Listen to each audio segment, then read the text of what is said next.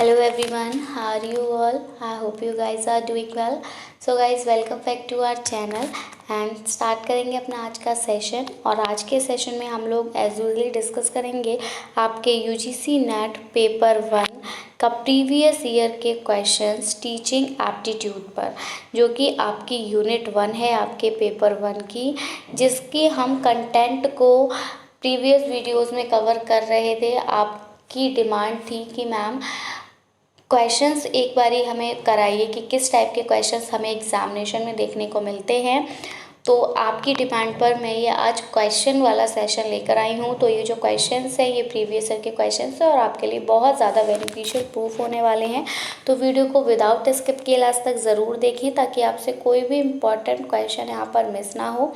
साथ ही अगर आप हमारे चैनल पर नए हैं या फिर आपने हमारे चैनल को सब्सक्राइब नहीं किया है तो यूजीसी नेट एग्ज़ाम के प्रिपरेशन के लिए चैनल को सब्सक्राइब करें और बेल आइकन को प्रेस करना बिल्कुल ना भूलें ताकि हम अपनी जब भी कोई न्यू वीडियो अपलोड करें तो नोटिफिकेशन सबसे पहले आपको मिल सके। तो चलिए guys, without wasting much more time, let's get started.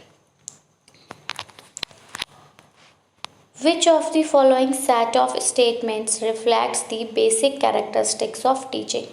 यहाँ पर आपको कुछ सेट्स दिए हुए हैं स्टेटमेंट्स के और आपसे पूछा है कि इनमें से कौन सा सेट है स्टेटमेंट का जो टीचिंग की कैरेक्टरिस्टिक्स को रिफ्लेक्ट करता है, दर्शाता है। करेक्ट वन हमको यहाँ पर चूज़ करना है, करेक्ट ऑल्टरनेटिव। तो जो हमारा फर्स्ट है that is teaching is same as training. क्या जो टीचिंग होती है, जो शिक्षण होता है वो ट्रेनिंग के समान होता है। अब आप ये बताइए कि ट्रेनिंग में आप क्या करते हो और शिक्षण में आप क्या करते हो।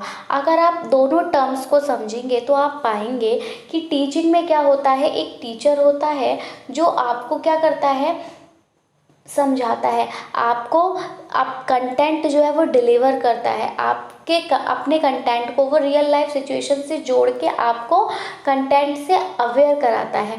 बट इन ट्रेनिंग क्या होता है, वहाँ पर एक ट्रेनर होता है जो आपको गाइड करता है कि आपको ऐसे ऐसे करना है, बट आप खुद से करते हैं। ठीक है, तो हमें यहाँ पर पूछा था कि कैरेक्टरिस्टिक्स ऑफ, यहाँ पर कौन से कैरेक्टरिस्टिक्स ऑफ टीचिंग, ठीक है, रिफ्लेक्सी कैरेक्टरिस्टिक्स ऑफ टीचिंग, कौन सी स्टेटमेंट टीचिंग के कैरेक्टरिस्टिक को रिफ्लेक्ट करती है।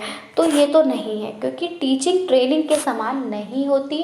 टीचिंग एक अलग एस्पेक्ट है एंड ट्रेनिंग अलग। टीचिंग में स्टूडेंट एंड टीचर्स होते हैं, बट ट्रेनिंग में कोई भी हो सकता है, स्टूडेंट भी हो सकते हैं, टीचर्स भी हो सकते हैं। टीचर्स भी ट्रेनिंग कर लेते हैं। ठीक है, टीचर्स किस बात की ट्रेनिंग लेते हैं, तो टीचर्स ट्रेनिंग लेते हैं कि उन्हें किस तरह से टीच करना चाहिए। वहाँ पर ट्रेनर उनको गाइड करता है, बट जो भी एक्टिविटी होती है वो खुद की जाती है इंडिविजुअल कैंडिडेट के द्वारा। नेक्स्ट है there is no difference between instructions and conditioning when we teach. दूसरा ऑप्शन स्टेटमेंट में बोला है कि कोई डिफरेंस नहीं होता उस इंस्ट्रक्शन में और कंडीशनिंग में जब हम पढ़ा रहे होते हैं। तो ऐसा नहीं है। जब आप पढ़ा रहे होते हो तो इंस्ट्रक्शन अलग चीज़ है और कंडीशनिंग अलग चीज़ है। इंस्ट्रक्शन क्या है, इंस्ट्रक्शन है कि मैं आपको बोलूँ stand up, take out your books, note down the following statements, तो ये इंस्ट्रक्शंस हो गए। बट कंडीशनिंग की अगर बात आएगी तो कंडीशनिंग क्या है, एक तरह से आपके जैसे यहाँ पर कंडीशनिंग एक अलग एस्पेक्ट है जिसमें मैं आपको ये किसी चीज़ से प्रेरित करूँ। ठीक है, किसी चीज़ में स्टिमुलस आपको दूँ। ठीक है, आप उसकी तरफ रिस्पॉन्स कर रहे हो, तो दोनों ही अलग हैं। ठीक है, दोनों में ही डिफरेंस पाया जाता है। नेक्स्ट टीचिंग इज, तो ये भी नहीं होगा। नेक्स्ट है teaching is related to learning. Teaching जो होती है वो लर्निंग से रिलेटेड होती है। बिल्कुल ये स्टेटमेंट सही है। जब आपको शिक्षण दिया जा रहा होता है, जब आपको टीच किया जा रहा होता है, तो वो लर्निंग से रिलेटेड होती है, लर्निंग से संबंधित होती है। टीचिंग की ही इसलिए जा रही ताकि आप लर्न कर सके, आपका अधिगम हो सके। तो शिक्षण और अधिगम जो है वो एक दूसरे से संबंधित हैं, अंतः संबंधित है। जब शिक्षण होगा तभी आपकी तब लर्निंग होगी, ठीक है।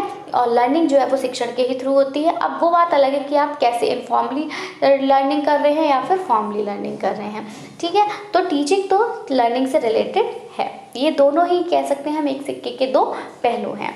तो यहाँ पर ये ऑप्शन आपका करेक्ट हो जाएगा, थर्ड वाला।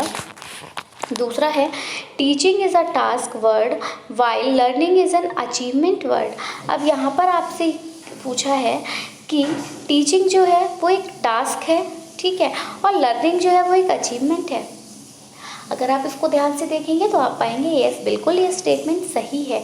टीचिंग सीख पढ़ाना, हम बस जो स्टूडेंट्स होते हैं उनको लगता है अरे टीचर्स के तो मज़े हैं, आराम से आते हैं, पढ़ाते हैं, होमवर्क देते हैं, डांटते हैं और चले जाते हैं। हमें सारा वर्क करना पड़ता है, टीचर आता है हमको सिर्फ एक ही सब्जेक्ट पढ़ाता है और हमको सारे सब्जेक्ट्स का वर्क करना पड़ता है।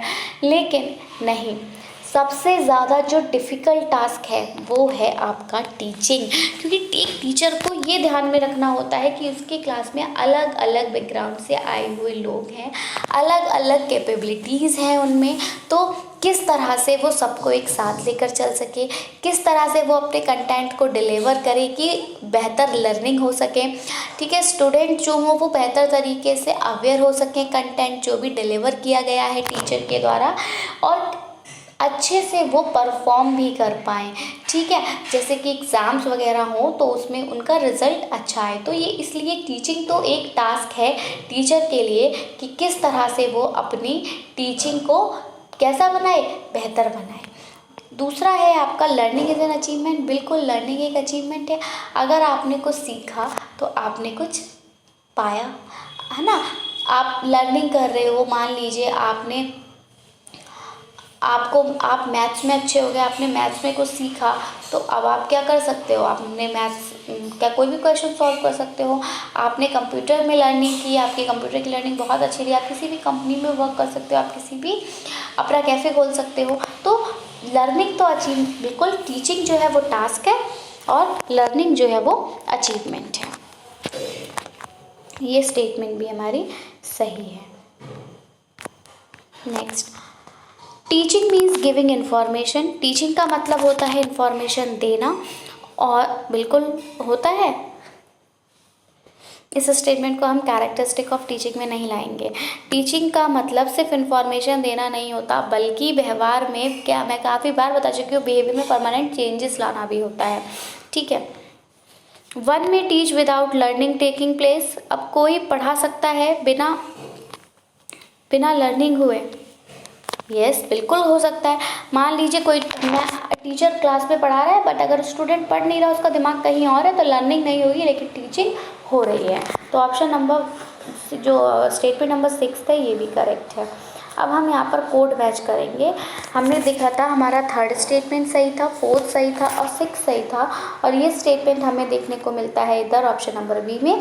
सो option number B is the correct answer for this question. आगे बढ़ेंगे अगले क्वेश्चन की तरफ। 1 मिनट, हिंदी में ही इसको देखेंगे। निम्नलिखित में से कौन सा कथनों का सेट शिक्षण की बुनियादी विशेषताओं को दर्शाता है। अब देखिए, शिक्षण प्रशिक्षण के समान है, बिल्कुल नहीं है। जब हम पढ़ाते हैं तो निर्देश और कंडीशनिंग के बीच कोई अंतर नहीं होता, बिल्कुल होता है। शिक्षण सीखने से संबंधित है, हाँ बिल्कुल सीखने से संबंधित है। शिक्षण एक कार्य शब्द है, बिल्कुल है। जबकि सीखना एक उपलब्धि है, बिल्कुल ऑप्शन नंबर 4 है। शिक्षण का अर्थ जानकारी देना है, नहीं, सिर्फ जानकारी देना नहीं है, बल्कि व्यवहार में वांछनीय परिवर्तन लाना भी है। और कोई बिना सीखे भी पढ़ा सकता है, बिल्कुल बिना सीखे भी कोई पढ़ा सकता है। तो यहाँ हमारा ऑप्शन नंबर बी जो है वो करेक्ट हो जाएगा। Which of the following factors affect teaching. अब यहाँ पर कुछ फैक्टर्स दिखाए गए हैं और आपसे पूछा है कि कौन इनमें शिक्षण को प्रभावित करता है। तो फैक्टर्स अफेक्टिंग टीचिंग वाला हमने वीडियो कवर किया था, ठीक है। अब देखिए यहाँ पे teachers internal locus.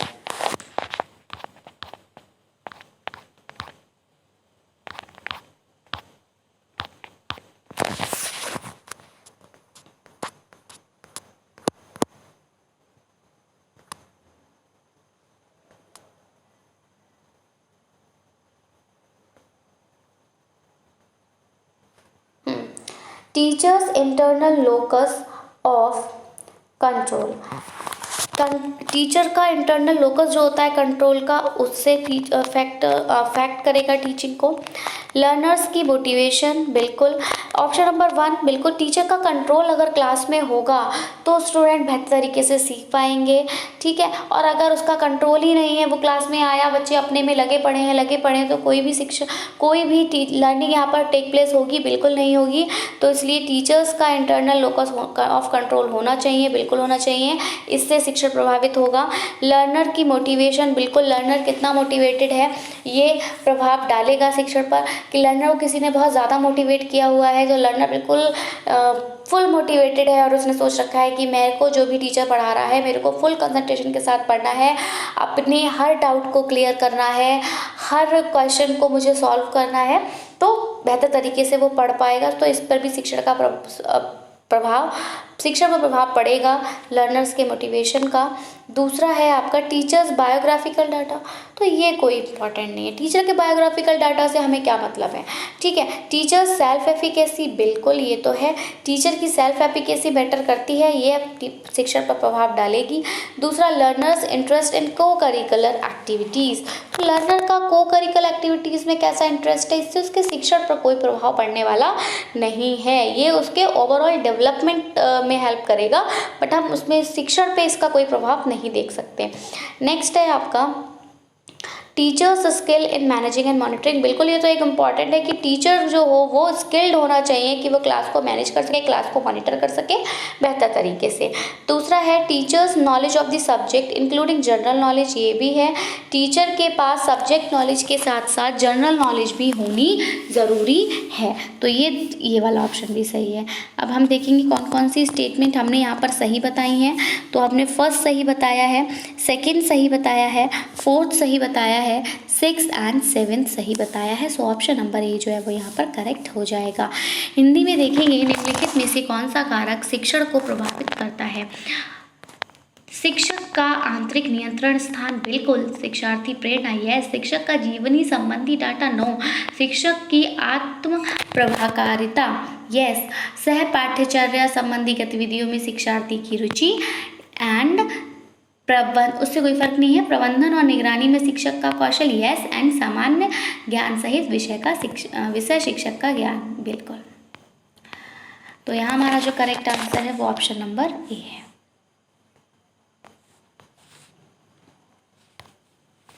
Next question number 3 है, which combination of methods of teaching is likely to optimize learning.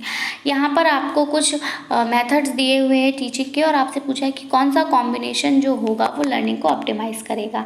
Lecturing, discussion and seminar method, interactive discussions, plan lectures and power point based presentations, interactive lecture sessions followed by buzz sessions, brainstorming and projects, lecturing demonstrations and power point based presentation. तो देखिए power point based presentation, ये हम इसको ये नहीं कह सकते कि ये लर्निंग को ऑप्टिमाइज़ करेगी, क्योंकि इस पे तो आप ने जो कुछ लिखा है आपको वही बोलना है, ठीक है। तो हम मतलब हाँ यस, आपके हेजिटेशन को दूर करने में हेल्पफुल है, बट लर्निंग ऑप्टिमाइज़ करे ये नहीं कहा जा सकता, इसलिए ये वाला ऑप्शन तो ये भी गलत हो जाएगा। और हमें यहाँ दूसरा ऑप्शन कहाँ दिख रहा है, दूसरा ऑप्शन ये हमें दिख रहा है ऑप्शन नंबर डी में, तो ये यहाँ से भी गलत हो जाएगा। फर्स्ट ऑप्शन में बोला है कि lecturing, discussions and seminar methods, बिल्कुल लेक्चरिंग। अब देखिए यहाँ ये जो लेक्चरिंग वर्ड आ रहा है ना, ये थोड़ा सा नेगेटिव हो रहा है, क्योंकि आपको पता है कि जो लेक्चर मेथड होता है उसमें स्टूडेंट्स कैसे रहते हैं, पैसिव लर्नर्स रहते हैं। लेक्चर में सिर्फ टीचर अपने कंटेंट को डिलीवर करता है, वो वहाँ पर स्टूडेंट्स के डाउट को क्लियर करते हुए नहीं चलता, और वहाँ पर जो सक्रियता होती है, जो एक्टिवली इंगेज होता है वो टीचर होता है, स्टूडेंट नहीं होता। ये जो लेक्चर है वो टीचर सेंटर्ड है, स्टूडेंट सेंटर्ड नहीं है। तो यहाँ हमारा जो करेक्ट आंसर जा रहा है वो जा रहा है ऑप्शन नंबर सी के साथ, कि इंटरेक्टिव लेक्चर सेशन होना चाहिए, इंट्रैक्शन होना चाहिए। जब आप लेक्चर दे रहे हैं, जब आप अपना कंटेंट डिलीवर कर रहे हैं, तो आप स्टूडेंट के साथ क्या कर रहे हो, इंटरेक्ट कर रहे हो। इसमें बस सेशंस भी होने चाहिए, ब्रेनस्टॉर्मिंग भी होनी चाहिए, कि आप कोई क्विज पूछ रहे हो, कोई थोड़ा क्वेश्चंस को घुमाकर पूछ रहे हो, और प्रोजेक्ट्स देने चाहिए कि स्टूडेंट्स लर्निंग बाय डूइंग करें। Clear. So option number C यहाँ पर करेक्ट हो जाएगा। शिक्षण के तरीकों का कौन सा संयोजन सीखने को अनुकूलित करने की संभावना है? व्याख्यान, चर्चा, संगोष्ठी विधि? नहीं। इंटरैक्टिव चर्चाएं, नियोजित व्याख्यान और पावरपॉइंट आधारित प्रस्तुतियां? नो। इंटरैक्टिव व्याख्यान सत्रों के बाद चर्चा सत्र, विचार मंथन और परियोजनाएं? यस, बिल्कुल। Option number C is the correct answer for this question. And question number 4 है आपका असर्शन और रीजन क्वेश्चन। असर्शन में बोला है कि teaching aids have to be considered as the effective supplements of instruction. Instruction का एक इफेक्टिव सप्लीमेंट माना गया है टीचिंग एड को, बिल्कुल माना गया है, कंसिडर किया गया है। और रीजन में बोला है they keep the students in good humour. तो देखिए बात तो दोनों ही सही है कि जो आपका टीचिंग एड है उसको इफेक्टिव सप्लीमेंट कंसीडर किया गया है इंस्ट्रक्शन का, और दूसरी बात ये भी कि एक स्टूडेंट में एक गुड ह्यूमर को क्या करते हैं, बनाए रखते हैं। लेकिन ये जो आर है, रीज़न है, ये फर्स्ट को करेक्टली एक्सप्लेन नहीं कर रहा है। दोनों अलग अलग बातें हैं बट बातें दोनों सही हैं। तो यहाँ हमारा जो आंसर जाएगा वो जाएगा ऑप्शन नंबर ए के साथ कि both A and R are true and R is not the correct explanation of A. So option number B is the correct answer for this question. अभिकथन ए में बोला है कि शिक्षण सहायक सामग्री को निर्देश के प्रभावी पूरक के रूप में माना जाना चाहिए, और कारण में बताया है कि वे छात्रों को अच्छे हास्य में रखते हैं। तो दोनों ही बातें सही हैं, लेकिन एक्सप्लेनेशन नहीं है पूरा आर रीज़न के द्वारा। तो ऑप्शन नंबर बी यहाँ पर करेक्ट हो जाएगा कि दोनों ही सही हैं, लेकिन ए जो है वो सही व्याख्या नहीं करता है, आर जो है वो सही व्याख्या नहीं करता है ए की। क्वेश्चन नंबर 5 है the purpose of formative evaluation is to. अब जो फॉर्मेटिव इवोल्यूशन हम कराते हैं, जो रचनात्मक मूल्यांकन हम कराते हैं, उसका उद्देश्य क्या होता है?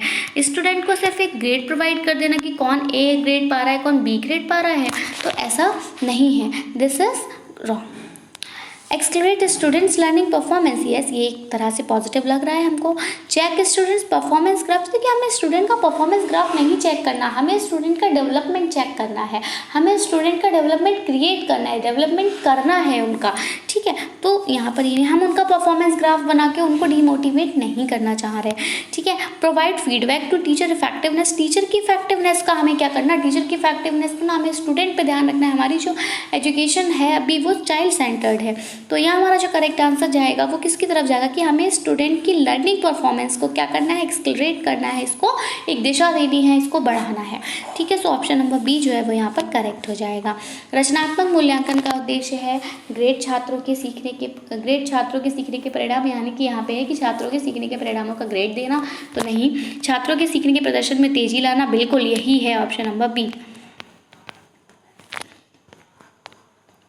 Question number 6 is which of the following learner characteristics are likely to influence the effectiveness of teaching aids and evaluation system to ensure positive result। अब यहाँ पर कुछ लर्नर कैरेक्टरिस्टिक्स दी हैं और आपसे पूछा है कि कौन सी लर्नर कैरेक्टरिस्टिक्स हैं जो कि इन्फ्लुएंस करती हैं टीचिंग एड्स की इफेक्टिवनेस को और इवोल्यूशन सिस्टम को, ताकि एक बेहतर रिजल्ट जो है वो देखा जा सके।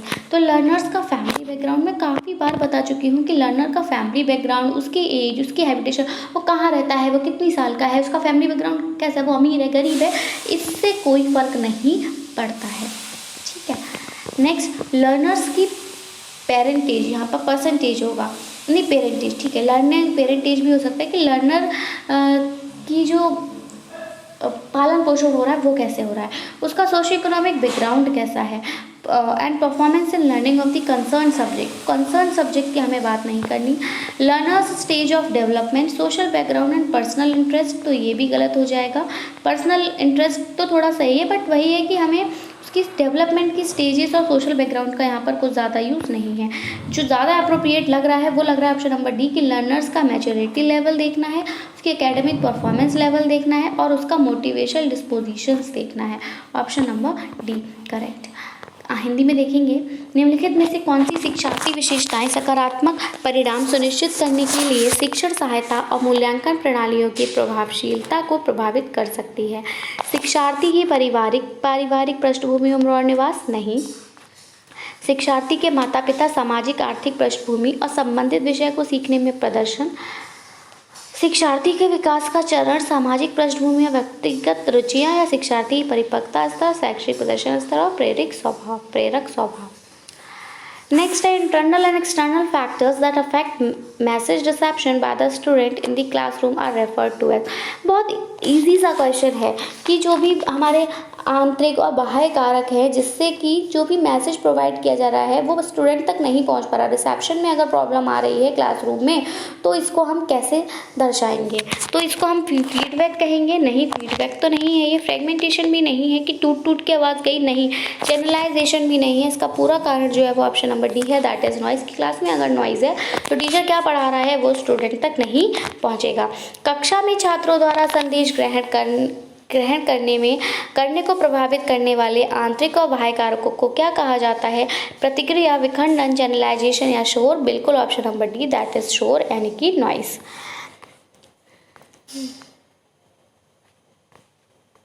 क्वेश्चन नंबर 8 है, a teacher in a classroom has immediate control over. अब एक टीचर जो कि क्लासरूम में है उसका इमीडिएट एकदम से कंट्रोल जो है वो किस पर होना चाहिए? द सेल्फ, खुद पे होना चाहिए। The self selected methods of communication and the message. बिल्कुल किस पे होना चाहिए? Self selected methods of communication and the messages. Audience पे, नॉइस पे, रिसेप्शन पर भी नहीं, फीडबैक टेक्नोलॉजी पे भी नहीं। ऑप्शन नंबर ए यहाँ पे सही हो जाएगा। कक्षा में एक शिक्षक का तत्काल नियंत्रण किस पे हो? तो स्वयं पर हो, संचार के चयनित तरीके पे हो और संदेश पर हो। Option number A is the correct answer. Next है, as a good classroom communicator. अगर आप एक अच्छे क्लासरूम कम्युनिकेटर हैं, you are suppose to know your, तो आपको अपना क्या जानना होगा? ऑडियंस इमोशंस जानना होगा, साइलेंट क्यूज जानने होंगे। अब बात कहाँ आ रही है? कम्युनिकेटर पे। जब आप कम्युनिकेटर हो तो आप साइलेंट क्यूज का क्या करेंगे? आर्टफुल पॉसेस या काउंटर आर्ग्यूमेंट। तो आर्ग्यूमेंट करने से आप अच्छे कम्युनिकेटर नहीं हो जाते हैं। साइलेंट क्यूज भी यहाँ पर बेहतर नहीं है, ऑडियंस के इमोशंस का भी यहाँ पर नहीं होना है। करेक्ट आंसर जो है वो आपके आर्टफुल पॉजेस है कि आपका कम्युनिकेशन कैसा है इसका पता कैसे लगाया जा सकता है कि आप किस शब्द पर कितना पॉज दे रहे हैं। जहाँ पॉज देना है वहाँ आप पॉज दे रहे हैं प्रॉपर या नहीं। अगर आप एक ही लाइन में बोलते चले जा रहे हैं तो कुछ पता ही नहीं चल रहा कहाँ से शुरू किया, कहाँ ख़त्म कर रहे हैं, कहाँ से फिर से शुरू हो रहा है। पर आप पॉज दे रहे हैं तो आप बता रहे हैं कि यहाँ आपने सेंटेंस ख़त्म कर दिया। हल्का रुक रहे हैं, कॉमा दे रहे हैं तो उससे आप बता रहे हो कि ये वही बात थी बट थोड़ा सा यहाँ पे अलग था या रुकना था या कुछ भी। तो यही आर्टफुल पॉजेज जो हैं ये आपके यहाँ पर गुड कम्युनिकेटर के अंतर्गत आते हैं। अगर आप अच्छे कम्युनिकेटर माने जाते हैं क्लासरूम में तो आपको अपने आर्टफुल जो पॉजेस हैं इन पर ध्यान देना होगा। एक अच्छी कक्षा संचारक के रूप में आपसे अपेक्षा की जाती है कि आप अपने बारे में जानें। निदर्शकों की भावनाएं, मूक संकेत, कलात्मक विराम। बिल्कुल कलात्मक विराम। तो ऑप्शन नंबर सी यहाँ पर करेक्ट हो जाएगा। एंड आई होप आपने सेशन को एंजॉय किया होगा, सेशन पसंद आया होगा। इस टाइप के ही क्वेश्चन आपको आपके एग्जाम्स में देखने को मिलते हैं। तो वीडियो अगर आपको हेल्पफुल लगा हो, वैल्यूएबल लगा हो, इंटरेस्टिंग लगा हो तो इसको लाइक करें, अपने फ्रेंड्स में शेयर करें। आपके एक लाइक से हमें मोटिवेशन मिलता है। बाकी आपका जो भी सजेशन है वो हमें ज़रूर बताएं। बाकी हम आपके हर सजेशंस जो भी आप कमेंट करते हो हम ज़रूर से ज़रूर उनको फुलफिल करने की कोशिश करते हैं। जैसे कि एक कमेंट और आया है कि आपका शायद मेथड्स ऑफ टीचिंग का एक पार्ट रह गया है, वो हम श्योरली कवर करेंगे। आप बिल्कुल भी इसके लिए परेशान ना हो। और एक स्टूडेंट की डिमांड पर ही हम आज ये वाला सेशन लेकर आए, तो आप हमें ऐसी सजेस्ट करते रहिए कि अब हमें क्या करना चाहिए। और so that's it from my side. मिलेंगे हम अपनी एक नई वीडियो के साथ। So till then, take care and bye bye. Thanks for watching. Thanks. Have a nice day.